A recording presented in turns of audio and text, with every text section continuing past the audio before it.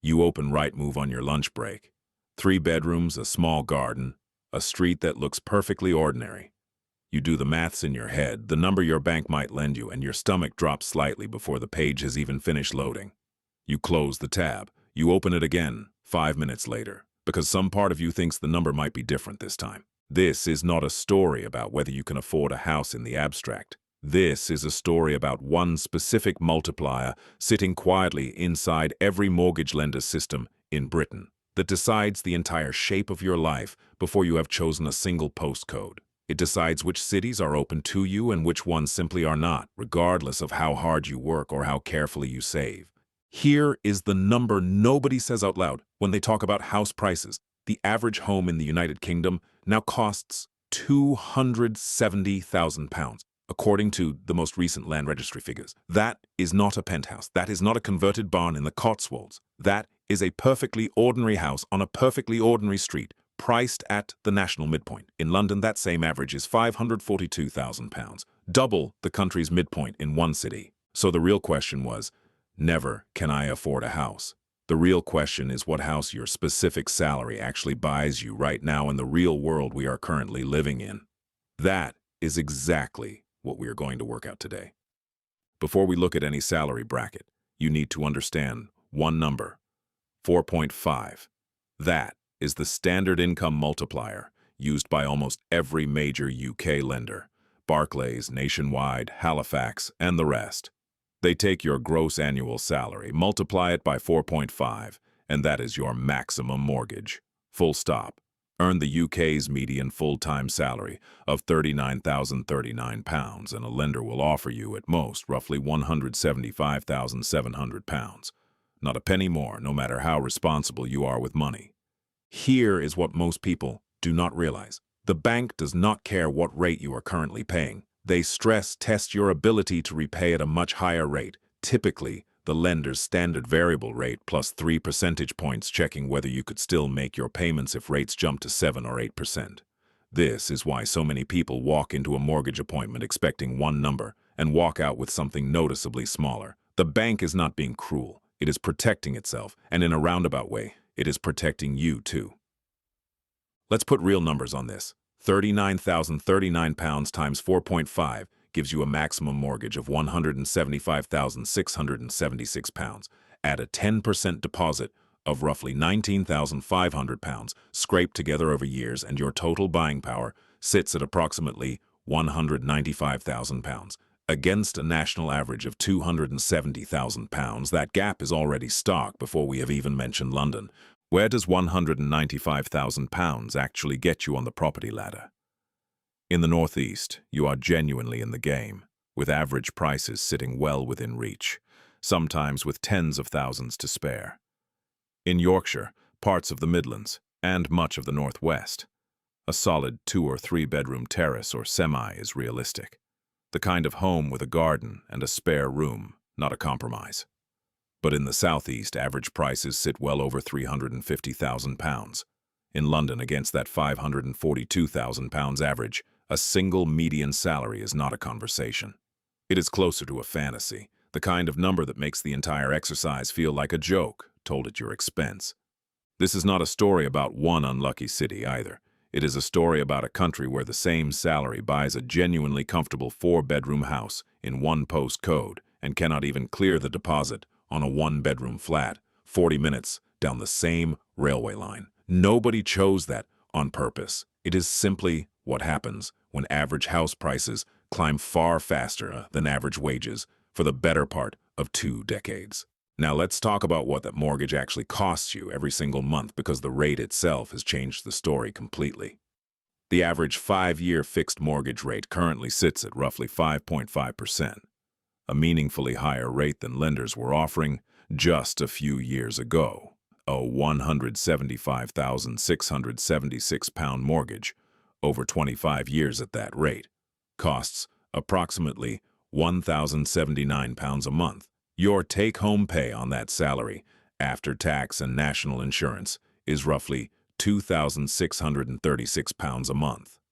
That means your mortgage alone eats over 40% of your net income. Before council tax, before insurance, before a single bill has left your account. Now £100,000 puts you in a genuinely different bracket, roughly the top 6% of UK earners.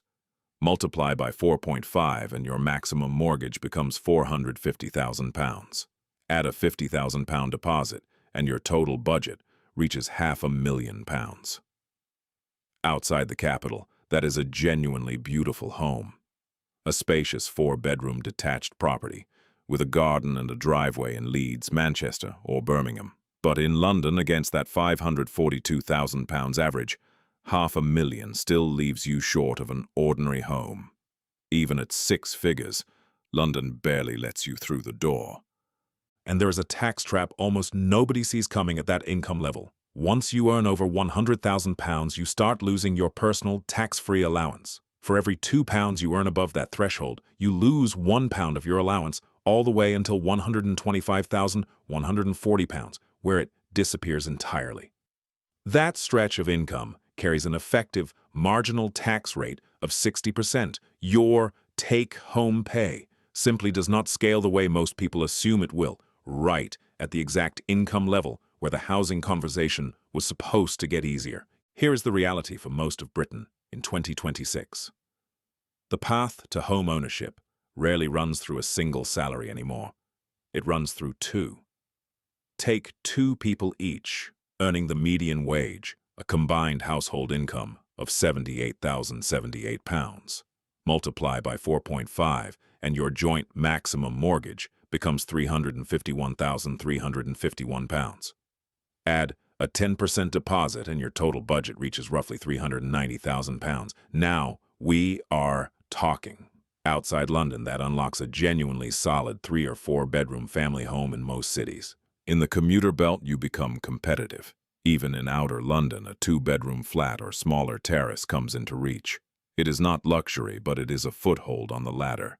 You have found the house, agreed the mortgage, and think the hard part is over. It is not, and this is the part almost nobody warns you about until you are already sitting in a solicitor's office. Stamp duty. Land tax still catches most buyers off guard. Standard buyers pay nothing on the first £125,000, then 2% up to £250,000, then 5% up to £925,000, rising further above that. First-time buyers get a genuine break, paying nothing up to £300,000, then 5% between £300,000 and £500,000, though that relief disappears entirely above £500,000. A first-time buyer purchasing a £400,000 home pays roughly £5,000 in stamp duty.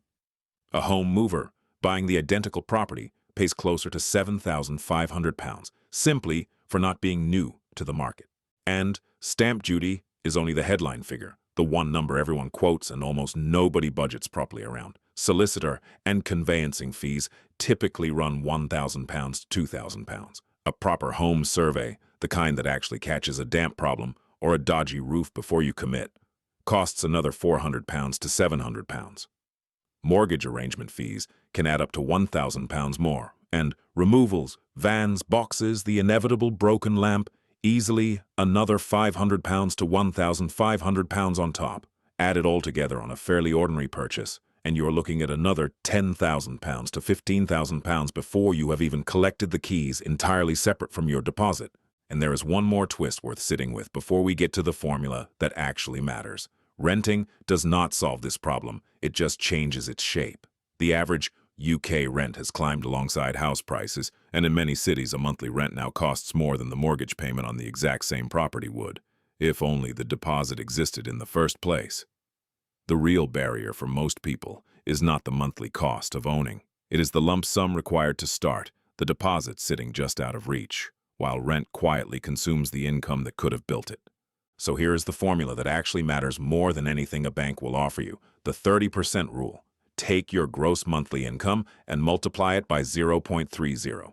That is your realistic ceiling for all housing costs combined, mortgage, council tax, and insurance together, not just the loan itself. On the median salary, that comes to roughly £976 a month. Subtract council tax and insurance, and you are left with about £766 for the actual mortgage payment. At current rates, That supports a mortgage closer to £125,000, not the £175,676 the bank was willing to hand you. That gap, roughly £50,000, is the difference between owning a home and owning a monthly source of quiet financial dread. Whatever your bracket, whether £39,000 or £150,000, whether you are buying alone or combining incomes with a partner, remember this. The number a bank offers you is not your budget. It was never designed to be. Your budget is the number that lets you pay the mortgage, heat the house, feed your family, and still put something aside without lying awake, calculating at 3 in the morning over a boiler that might break in February. A home should be the foundation your wealth grows from, the quiet asset sitting beneath everything else you build, not the thing that quietly drowns you underneath it before you have even had a chance to enjoy living in it.